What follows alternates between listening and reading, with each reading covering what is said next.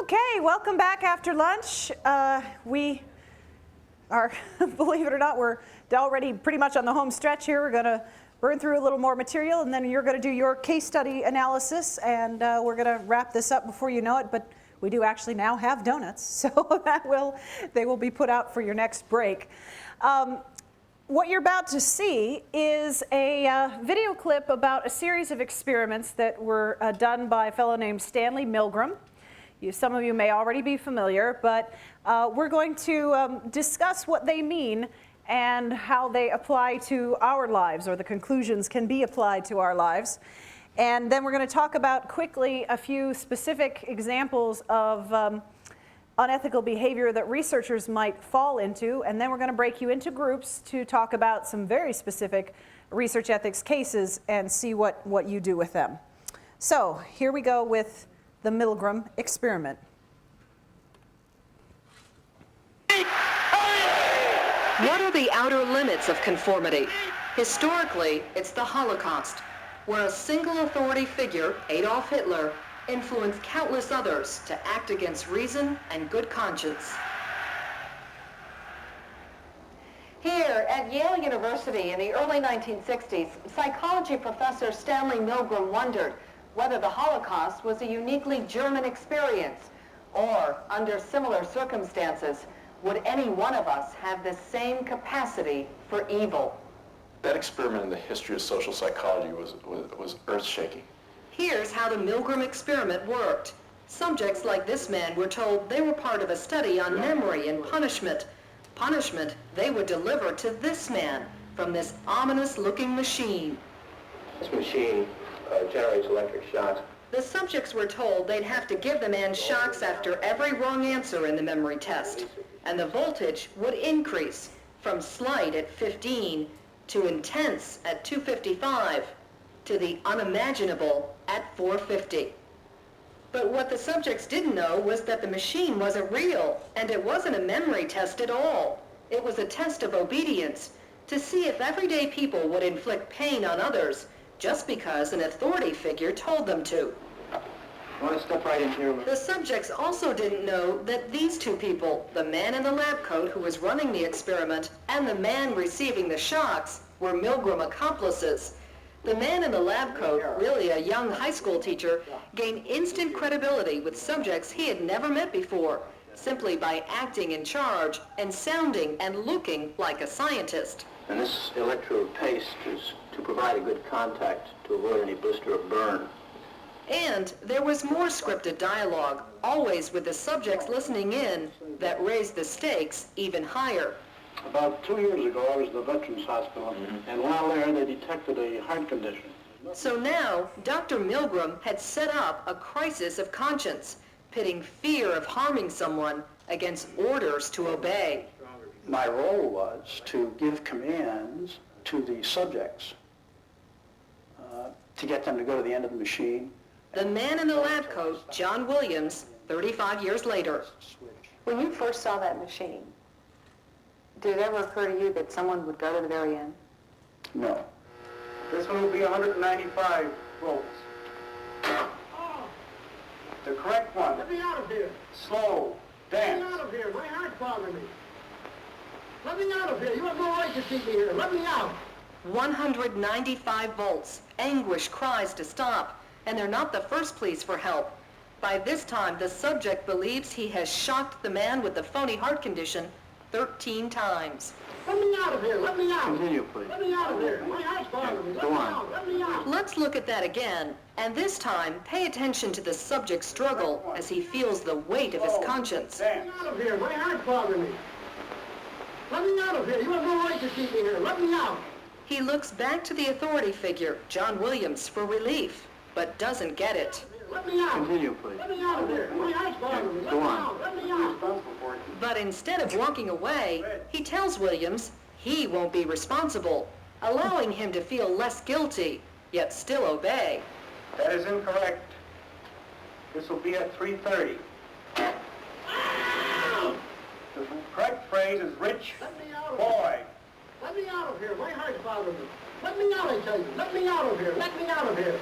You have no right to hold me The here. next phrase is fast Let me out, let me out, let me out of here, let me out. Third car, train, plane. Silence. Is the man unconscious? Dead? Why won't the subject just stop? Continued. Because of the commands to obey. That is incorrect. This will be 345. More silence, putting even more pressure on the subject. Should he follow more commands, or finally follow his conscience? I'm not going to go any further. It's absolutely essential that you continue. Yeah, I'm not going to do it though. You got no other choice. I don't even have a choice. I'm not going to go ahead with it. This subject finally stopped, but only after blood-curdling screams and deadly silence. In all, he made the decision to inflict pain on a fellow human being 23 different times. But that subject didn't go as far as most. Amazingly, nearly 2/3 of Milgram's subjects, from a laborer to a social worker to a corporate executive, went all the way. That surprised Milgram and dozens of psychiatrists who had predicted that only 1 in 1,000 would obey to the very end. Which on this Milgram shock machine is past intense, past danger, all the way to a place seemingly too painful and perilous for words. That's disturbing. We thought so. I thought so.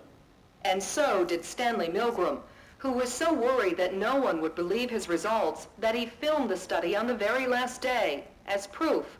Proof, he concluded, that just like in Nazi Germany, any one of us could put blind obedience over conscience.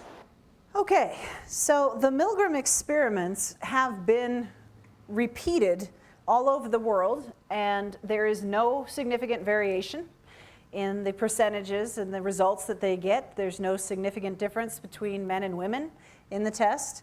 And as you see here, the chief finding is the willingness of adults to go to any lengths, almost any lengths, on the command of an authority. Even an authority who is only established by wearing a lab coat and giving them commands, and setting up. And by the way, they tried one variation where they thought perhaps the problem was that there was authority given because the test was administered at a university setting. So they tried setting up in a strip mall and just pulling random people into a room in a strip mall and saying, you know, will you do this? Same results. So it wasn't from that. All it took was a lab coat. I'm going to skip this because you've seen the basic idea. This is important though, the basic results. 65% of the subjects went further than the man in the video.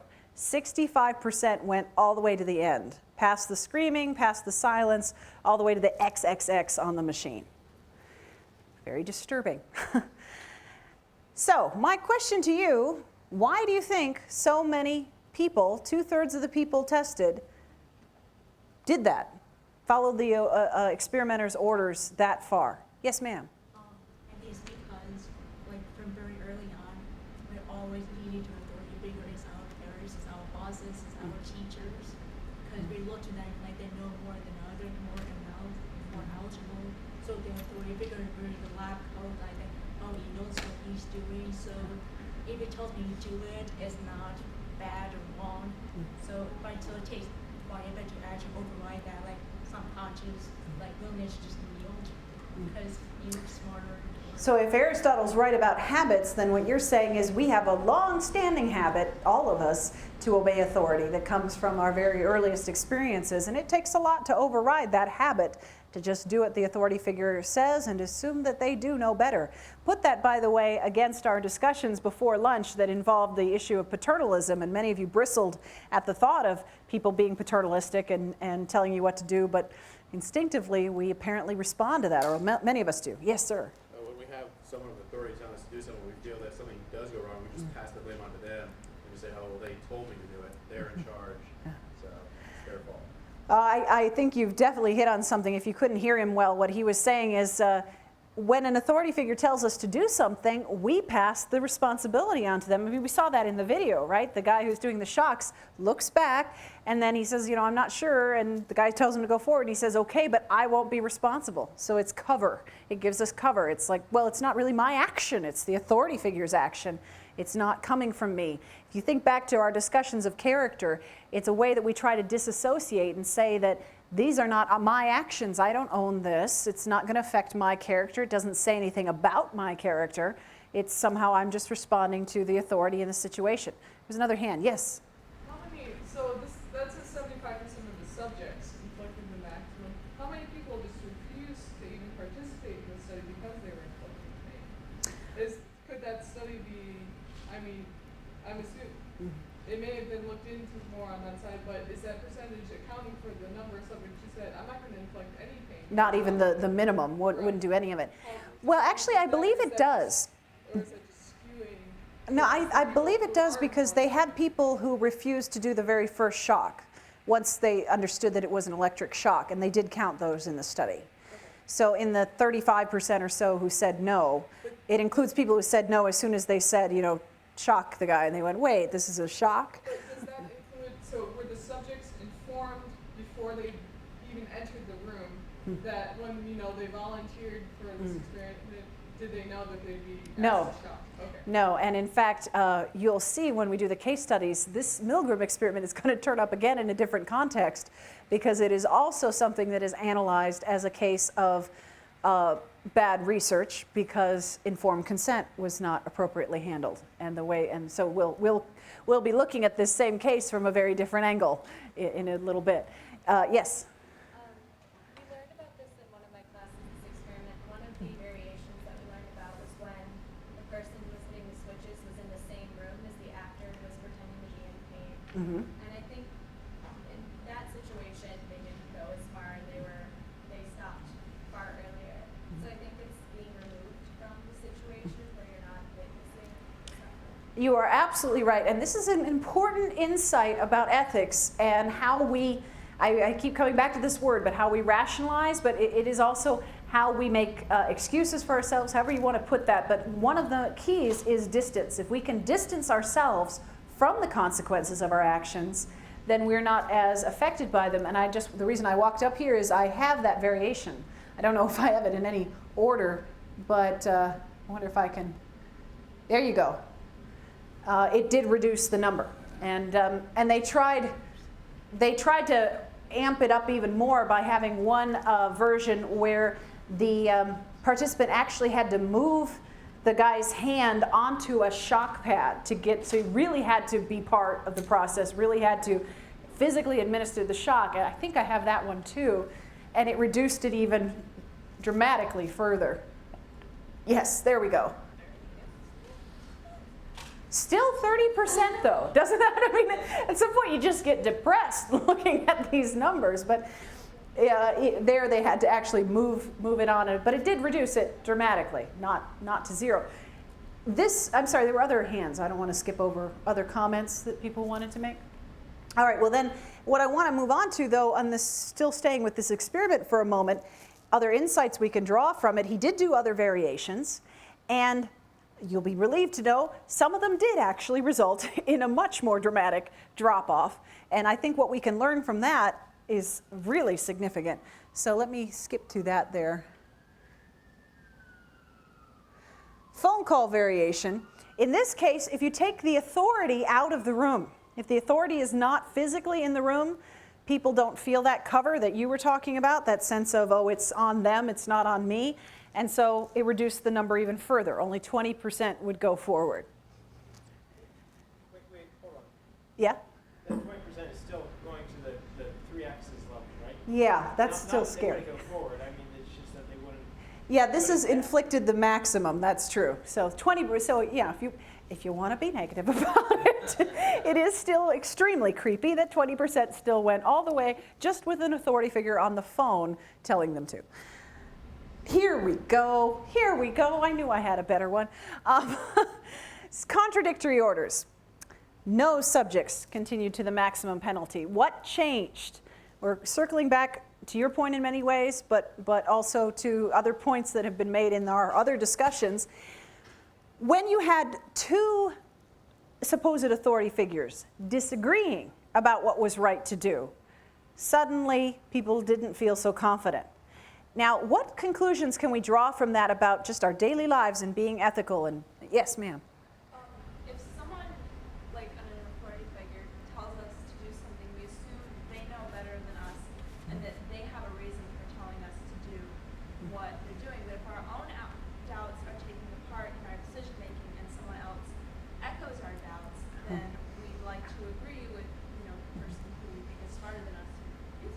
So what do you take from that in terms of actual behavior that you ought to do yourself? If you have doubts, what should you do? Just take a little more credit for them. Trust them a little bit. It may be that when you voice them, you will be talked out of them, but if you don't even voice them, you can't even find out if there's someone who's going to agree with you. Yes? But on the flip side of that, you shouldn't always agree with any authority figure you think sounds right. So 2 important lessons: don't agree with any old authority figure, and second, if you have doubts, voice them. And you may, and by the way, you may be the voice that helps someone else not do the bad thing if you voice your opinion. Here and then over here. Well, I don't think it's necessarily the fact that they're authority figures, because in this case, they're both authority figures. So it's not the fact that the authority figure is in the room, it's expertise. Because I'm sure if a medical doctor were there, they wouldn't necessarily inflict maximum pain. If you are comfortable with what's going on and you know a significant amount about it and someone else is trying to tell you to do something, then you're less likely to do something than if you're just a plumber and you have a research scientist telling you that no, this person's okay, just keep going. But it sounds to me then that there might be a burden, a responsibility placed on you, no matter what your field is, to find out if the authority figure is a credible authority figure and not just, because the amazing thing is, this guy established his authority so easily. He didn't have to, really prove to them that he didn't show them a bunch of credentials. It was just. Well, they also did another version of the experiment where he didn't wear the lab coat, and it actually went down. Yeah. So the magical lab coat. You didn't know if any of you have lab coats, you didn't know they were magical, did you? Here, then there. Okay. Yes. I think this shows that as an authority figure, any dissenting voices against you are much stronger than you think they are. Because even if they're not right, the fact that they're speaking against you means that your followers, the group of people you're trying to get to do something, are, didn't you say like 90% of subjects end exactly when authorities express conflict? So Right. it just shows why people who are in authority try to squish their opposition so much. Like Hitler killed people. And why you should be wary of any authority figures who do not allow dissenting voices around them. Yeah, I think that's a crucial lesson.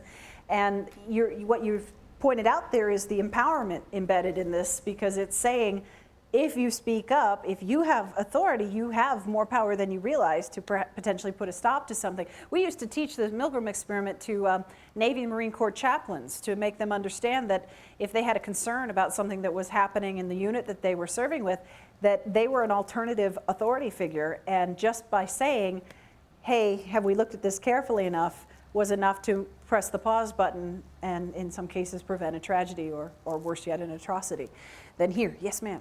Kind of in response to what Chris was saying, like even if you have the expertise, how do you explain things such as the Holocaust, where the people that did have the expertise still were conducting experiments on people and still were willing to like put Jews in concentration camps? Like at what point does your expertise not matter? But it's different when you're being persecuted by your own government as an expertise or an authority figure, and when you are a scientist who's conducting an experiment under the authority of another scientist. I guess what just kind of building off his point, what we're circling back to again is the character piece, and I think that's crucial here, because what your intuition is telling you, and I happen to agree with you on this, is that it's disturbing to imagine people who had every way of knowing better doing these horrible things, and the only way you can ultimately account for it is they were afraid of something else bad happening in most cases to them. And so you really do come down to something I started with, which is, what is ethics about? What is worth dying for is a piece of ethics. If you don't have, let me just throw this out here for all of y'all. If you don't know what you would lay down your life for, whether that's a principal or a loved one or anything at all, if you don't know, you should think about it, because finding out what that line is for you is finding out really who you are, your character, the core of who you are. Because people will kill other people, will do horrible things to save a career, to save their own lives, to keep in comfort and luxury for a lot of reasons. Sometimes just to avoid getting yelled at. I hate to say that, but it's true. People will do it for a lot of weak reasons. If you know what you won't stand for, then you know a lot about who you are, and you will be better prepared to resist that kind of evil. So it's very important. And I think that we don't often take the time because it's pretty heavy duty subject, but it's worth it to invest the time to ask yourself, what would I say if someone asked me to do that? I would rather die than do that. And let me tell you, if there's nothing in that category, that's a little scary. Okay, yes. I think the contradictory orders experiment is interesting because I think it says something about perspective. And I think what it says is that even if someone is an authority in the field, they're still just one person from a limited perspective. No matter how much you know about something, you probably don't know everything. Yeah. And so, having another authority there makes you realize, well, okay, so this is an authority, but that's just what they think. They think I should continue, but is that really the best thing? Even if they know more, they just do it wrong. No, that's true. If we put authorities in this kind of godlike stratosphere, it's so dangerous because every authority makes mistakes. They're fallible, and they just don't. No one can hold the whole picture in their minds. So you have to at least have that knowledge going in that maybe if you ask someone else, they would have a different opinion. Yes, ma'am. I think the words that the authority figure or professional was using were interesting because at no point does he reassure and say, we'll be okay. It's just you have to continue, please continue. You must continue with this experience. And that's a very good point. I hadn't really focused on that, but it's true. They don't say reassuring things like, oh, don't worry, the guy's going to be okay. Oh, he's just overreacting, or anything like that. They just say you have to continue. Yeah, they just assert authority. They don't give reassurance or anything human in there. So that's, again, not a terribly cheerful point, but an important one. Let's go on to another encouraging point. I think that's the next one I got. Oh, well, first something funny. After that heaviness, I thought I'd share a cartoon with you. You have to like Far Side to find that amusing, but I do.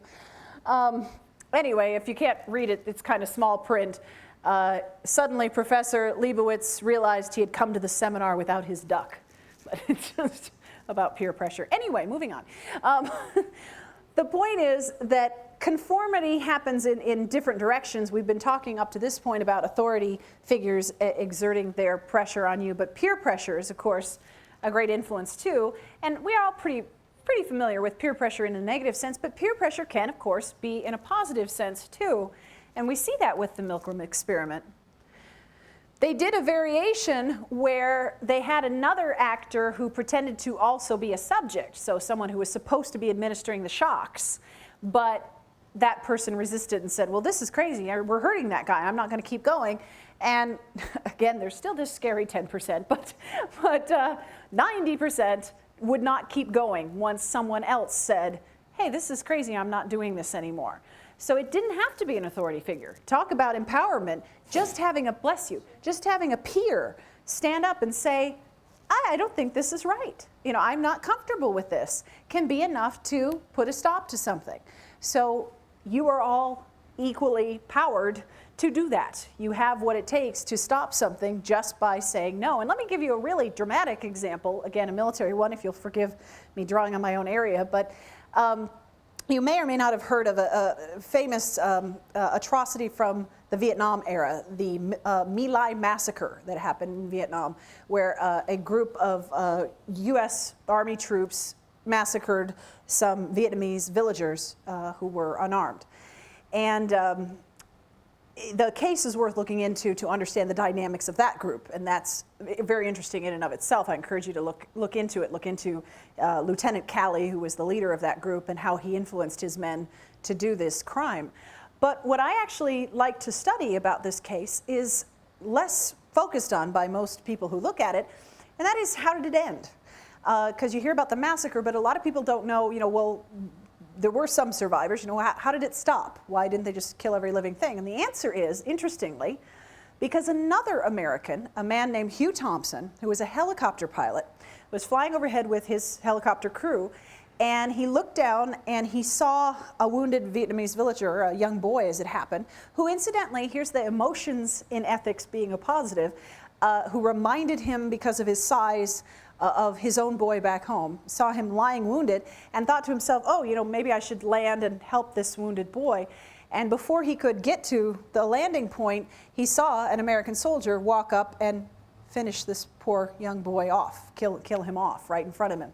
And of course, Hugh Thompson immediately said, you know, this is wrong, as we hope any of us would. But he did something more than just say this is wrong or report it or anything like that. He moved his helicopter to where Lieutenant Calley and his men were, landed it, got out their guns, and ordered his men to train their guns on the fellow Americans, and told Lieutenant Calley and his guys, the ones who've been doing the massacre, you know, if you open up, we'll open up. Meaning, you know, if you fire, we will fire on you. We will fire on fellow Americans if you shoot another bullet out of any of those guns. And then they held them there, and then they evacuated the remaining Vietnamese villagers who were wounded out of the area, while leaving men behind to hold their guns on Lieutenant Calley and the men. Well, the reason I bring this up is this is a case where Hugh Thompson was not an extraordinary man. He wasn't someone you would meet on the street and go, wow, you know, that's a hero walking down the street, or, you know, I know this guy and he's just beyond all of us. He wasn't beyond all of us. That's the lesson.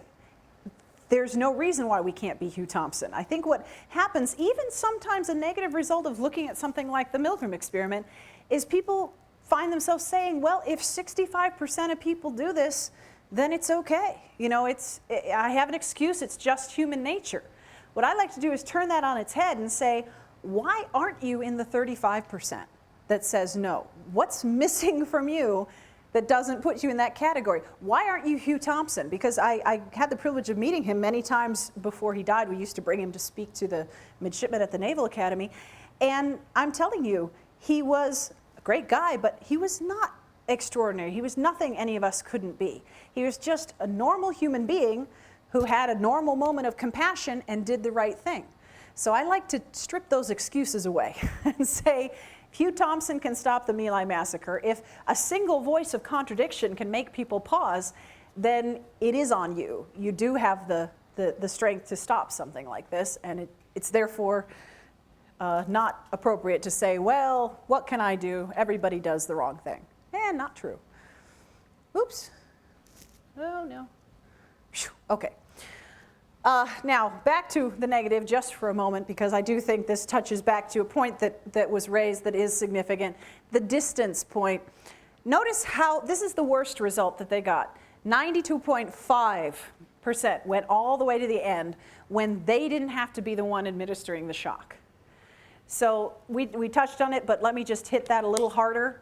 If you can distance yourself from the results of your action, if you can say that it's someone else doing it and it's not really you, then you can do some pretty awful things. So in terms of this self-examination that I'm trying to encourage here, I want you to think long and hard about that when you are in situations and you're able to say, that's them, that's not me.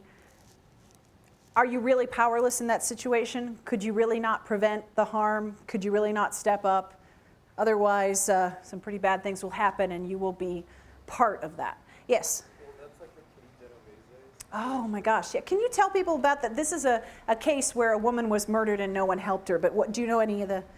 Yeah, it was, I believe. Kitty Genovese, right? It was in Brooklyn, and it was right outside of a very large apartment building, which she had an apartment in, and she was raped and then like stabbed almost repeatedly, like 50 times, some ridiculous number. And she consistently called for help, and everyone, a lot of people in the apartment building like opened their blinds and listened and saw it, but in the end she ended up dying on the street because no one called for help.